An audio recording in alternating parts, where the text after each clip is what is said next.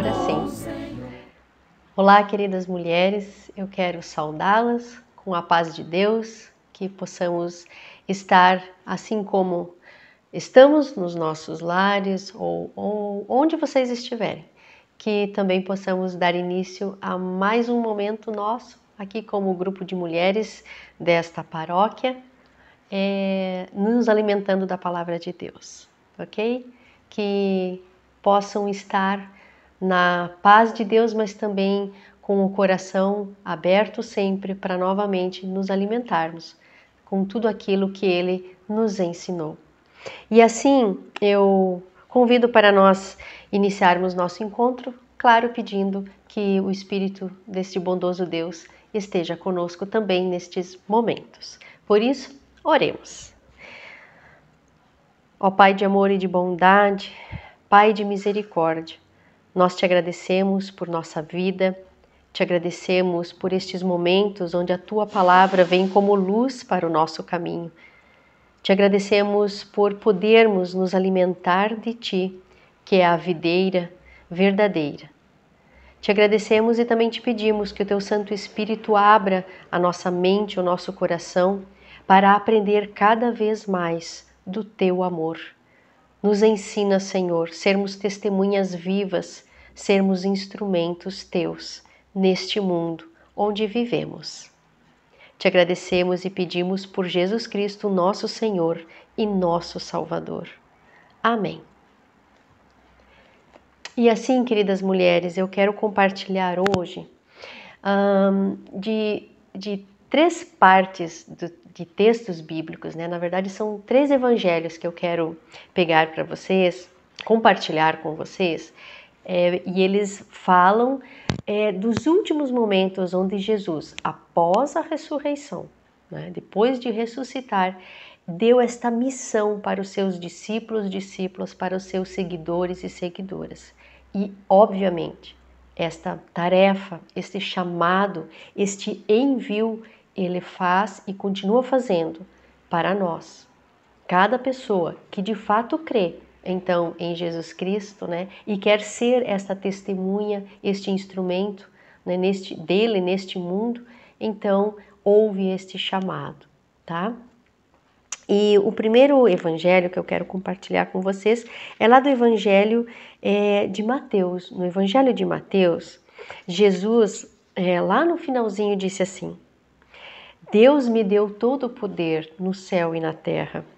Portanto, vão vocês a todos os povos neste mundo e façam com que eles sejam também meus seguidores e minhas seguidoras, né?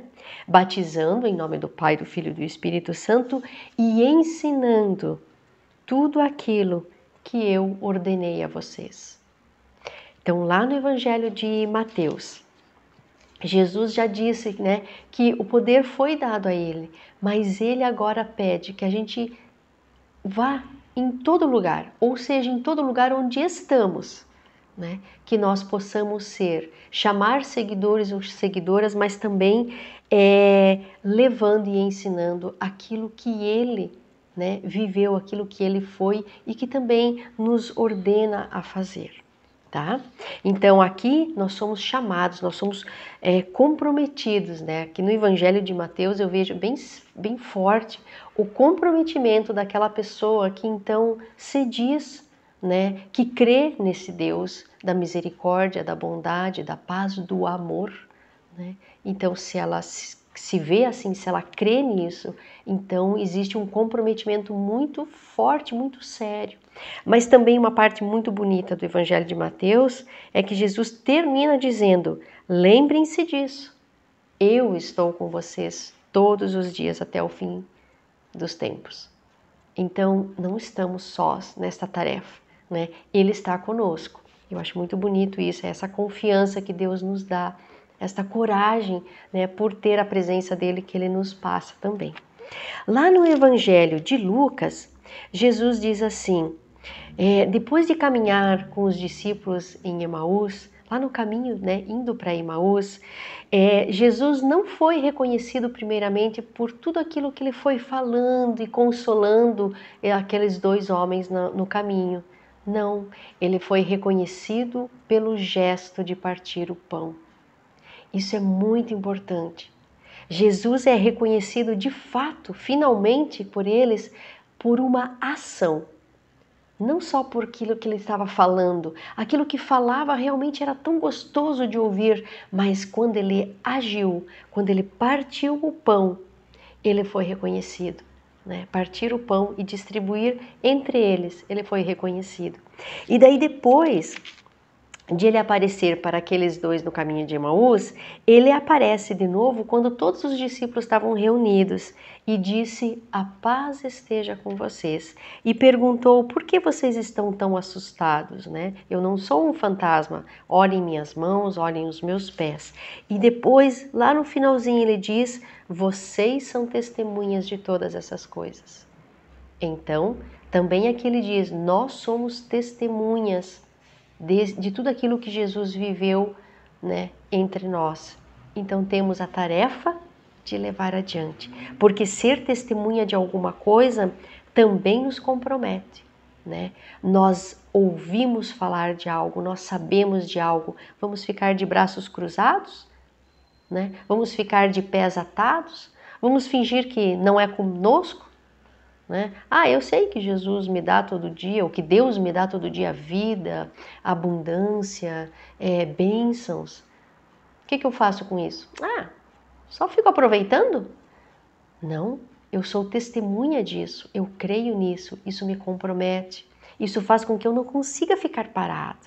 Né? Então, no Evangelho aqui de Lucas, Jesus diz: vocês são testemunhas disso. Então, né, algo nos acontece, né? Ser testemunha significa a gente testemunhar em verdade e em ação aquilo que ouvimos e aprendemos, tá? Mas dos últimos momentos que Jesus estava com os seus discípulos depois da ressurreição, então, que mais me agrada, e eu já fiz um estudo para vocês, eu acho com vocês sobre isso, é que ele pergunta para Pedro, né, 3 vezes: então, Pedro, daí tu me ama? Sim. Então, cuide das minhas ovelhas ou do meu rebanho, né? Pergunta de novo: tu me ama, Pedro? Então, cuida das minhas ovelhas, do meu rebanho. Tu me ama, Pedro? Né? 3 vezes Jesus pergunta isso, né, para ele. Por quê? Porque é para ficar cravado em nosso coração de que se a gente ama esse Deus, então a nossa resposta vai ser o cuidado. O cuidado não só com o rebanho, mas com tudo aquilo que Deus também passou para nós e ensinou e nos marcou com isso. Então, o cuidado de passar isso adiante para o rebanho, cuidar em gestos e ações, como fomos cuidadas por Deus. Assim como somos cuidados, cada vida é cuidada por Deus. Assim como vocês sentem que são cuidadas por Deus na sua vida, no dia a dia, assim vocês também devem cuidar. Né? Somos chamados a espalhar esse cuidado e este mesmo amor. Com tudo isso, com esses pequenos textos, né, que são aqueles momentos últimos que Jesus estava com os seus seguidores, com as suas seguidoras, e está conosco hoje, ele fala, ele deixa muito claro de que nós temos uma tarefa. Nós temos algo que nos compromete com essa palavra de graça, de salvação, de amor de Deus. Ele nos ama de tal forma, e nós sentimos isso, mas isso nos compromete a amar. Ele nos traz a paz que nós precisamos. As palavras de Deus trazem paz ao nosso coração, trazem consolo. Então nós somos chamadas a consolar. Ele nos traz essa boa nova de que não estamos sós, de que Ele está conosco a todo momento e que mesmo nos momentos difíceis Ele ajuda a carregar, a guiar o nosso barco. Então nós temos que fazer isso também. Ser esse consolo e ajudar as pessoas que estão perdidas, os barcos aí que estão desorientados, a remar até uma margem tranquila. Ou seja, o amor de Deus nos compromete para amar. É isso que é diaconia.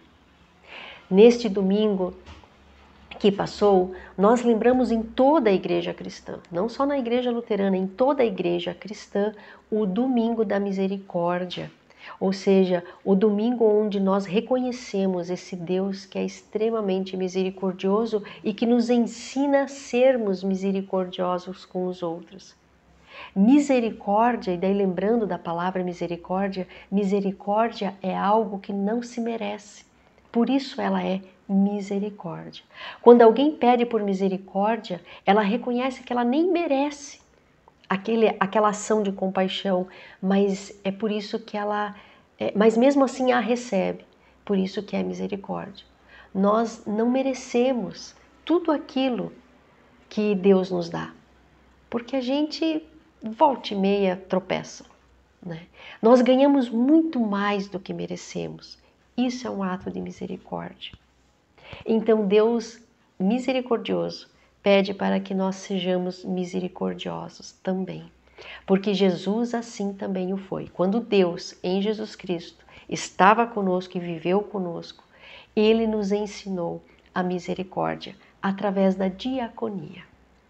O que é diaconia mesmo? Diaconia é o serviço de amor ao mundo, às pessoas. Diaconia é se doar assim como Deus se doou.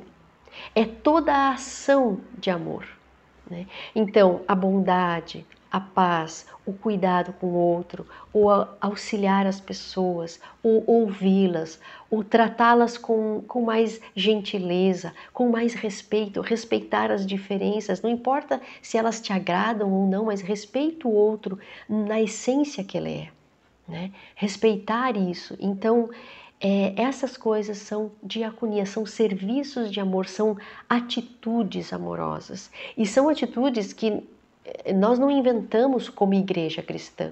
Como igreja cristã, seguimos a Cristo, né? A Jesus Cristo, os passos dele. Então, se ele assim agiu, nós assim, como seus seguidores, agimos. E assim vamos testemunhar. Testemunho é muito mais do que palavra. Testemunhar é ser, é agir de acordo. Então, diaconia é o testemunho em palavras e ação, em gestos concretos de amor. Não só falar assim, eu amo você, mas não ter um único gesto de demonstração de amor. Eu não preciso falar para demonstrar amor a uma pessoa. Isso é diaconia. Isso é serviço de amor. É o que Jesus fazia, às vezes não falava nada, mas ajudava as pessoas a se levantar, encostava e curava, né? Ia ao encontro mesmo sem as pessoas chamarem, porque sentia a dificuldade, né? Ou a dor, ou percebia o sofrimento das pessoas. Uma outra coisa muito forte da igreja cristã e de nós, então, se confessamos sermos cristãos ou não, se realmente cremos, né, neste Cristo, é sermos de fato instrumentos neste mundo, né? Instrumentos de paz, de amor, de misericórdia e de bondade. E o instrumento, se você for ver, vamos falar de instrumento, a gente já lembra de flauta, de violão, de piano, né? Um instrumento é onde Deus toca e nós ecoamos o seu som, né? Sermos instrumentos de Deus é deixar Ele nos guiar e a gente emite o som que for. Se eu for uma flauta, Deus sopra e eu imito as notas musicais. Se eu for um piano, Deus dedilha, né? Deus toca nas minhas teclas e eu imito o som. Se eu for um violão, então Deus dedilha a música que Ele quiser. E eu simplesmente ecoo aquilo que Deus faz em mim. Isso é ser instrumento. É se colocar totalmente à disposição, é se dar, é se doar. E hoje em dia, as pessoas não querem ser instrumentos. Elas mesmas querem emitir seu próprio som. Elas mesmas querem, sei lá da onde, né? Ser um tipo musical ou fazer sua própria música. Talvez alguém diria assim, tem algum problema com relação a isso? Depende de quem toca, né? Quem nos toca sai sons diferentes. Então, ser instrumentos de Deus, né, é deixar Ele nos agir através de nós. E por que as pessoas às vezes resistem? Eu penso que grande parte das pessoas resistem porque elas não entenderam a graça que é o se doar, que se doando a gente ao mesmo tempo recebe. Tem aquela música que eu também já compartilhei com vocês, né? Que para mim ela tem um fundo diaconal muito forte. É dando que se recebe, é perdoando que se é perdoado, né? E é vivendo que se ganha a vida eterna. A gente tem dificuldade de entender isso. A gente tem dificuldade de levar o consolo mais do que querer ser consolado, amar mais do que ser amado, compreender mais do que ser compreendido. A gente tem dificuldade disso, porque a gente acha que se a gente permitir que Deus haja por nós, a gente vai sair perdendo alguma coisa, não vai sobrar nada para nós, e é o contrário. Quanto mais som, quanto mais música sair de mim, mais eu vou receber aplausos, eu vou receber os sorrisos, os olhares alegres ou compassivos de quem escuta o som da minha música, não é? Então, não é uma coisa assim da qual Deus me usa para esvair de mim as coisas, não é isso. É me colocar como instrumento, é deixar Deus afinar a minha vida, né? E ela ecoar esse som e essa música que se espalha. Então, ser uma igreja diacônica, agir com a diaconia, né, onde Jesus é o verdadeiro diácono, é justamente deixar que esse amor de Deus transpasse sobre mim e flua, né, se espalhe por este mundo. Então, eu simplesmente sou testemunhas daquilo que Deus já fez. Eu tenho que testemunhar. Se eu hoje tenho vida, se eu tenho bênçãos, eu tenho que testemunhar isso. Eu não posso me calar, eu não posso simplesmente cruzar os braços como se ficar indiferente a estas graças que eu estou recebendo, né? Isto é demonstrar ser uma pessoa que crê, né? E que bota a sua fé, que coloca a sua fé neste Cristo, né? E que acaba se transformando neste instrumento dele e ser conhecida por aquilo que faz, pelos seus gestos de amor, né? Pelo amor é conhecido o cristão, a cristã, não é? E tem algo também assim muito forte que da UASE, né? Ou dos grupos de mulheres, mas principalmente a UASE surgiu de ação, de gesto concreto de amor, de ação diaconal pura, né? Aquelas mulheres que vieram junto, né, na imigração, que vieram imigrantes para esse país, logo se reuniram com a sua fé e se preocupavam com quem tinha comida ou quem não tinha, o que vamos compartilhar para comer, né? E se nós temos dons aqui de pessoas que sabem ervas, que sabem algum cuidado medicinal para cuidar de quem está doente, assim elas se reuniram e começaram a ajudar as pessoas, né? A vizinhança próxima, e daí para não esquecer também os hinos, elas não conseguiram trazer hinários ou coisa parecida, né? Junto consigo. Elas lembravam dos hinos e cantavam os hinos, né? Hinos que lembravam e que reforçavam daí a sua fé e mantinham a sua fé. Então elas começaram a fazer grupos, se unirem, e assim nasceu a UASE, um grupo de mulheres, a ordem auxiliadora, né? De mulheres que auxiliam, que cuidam, que amam, né? Ordem auxiliadora das senhoras evangélicas, isso é a UASE. Como está a UASE hoje? Como estão os nossos grupos de mulheres? Sendo esse testemunho de diaconia, com gestos, com ações concretas, ou a gente nem lembra mais para o motivo com o qual a gente se encontra, né? Vai lá a pastora ou o pastor e faz um estudo e a gente volta, né? Toma um cafezinho e volta para casa, daí no outro dia a gente vem, na outra semana a gente vem de novo. Não é isso, né? Nós temos que resgatar na história, a nossa história, como mulheres que eram e são testemunhas vivas do amor de Deus, com gestos concretos, né? Com ações que edificam. A palavra que chega em nós não pode morrer em nós. Ela se transforma em gesto de amor. Palavra que chega e morre na gente é palavra morta. Não ecoa. E isso é sério. Tanto para nós que ouvimos a palavra, né, nos cultos, na pregação, como nos nossos grupos, principalmente o grupo de Oásis. Nós temos uma tarefa séria, nós somos testemunhas, nós somos comprometidas com este amor de Deus. Por isso somos chamadas a espalhar este amor de Deus por onde for. Ok? Que a graça e o amor de Deus nos mantenham unidas, né?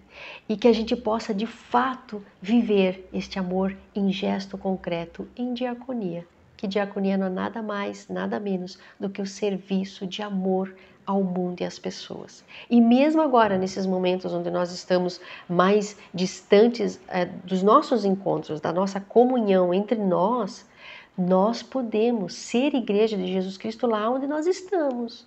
Na nossa vizinhança, saber quem precisa de ajuda, quem está de fato precisando às vezes de um telefonema. Nós podemos ter ações concretas, ou até dentro da nossa família. Nós sempre somos essas testemunhas lá onde Deus nos coloca. Se estamos dentro de uma prisão, Deus nos chama a sermos testemunhas lá, de alguma forma. Se estamos dentro de um momento diferente no nosso mundo, onde a gente tem que viver com alguns cuidados, mesmo assim somos chamados a viver o amor de Deus. Ok? Eu espero que vocês redescubram o instrumento de amor que vocês são nesta missão, nesta igreja de Jesus Cristo.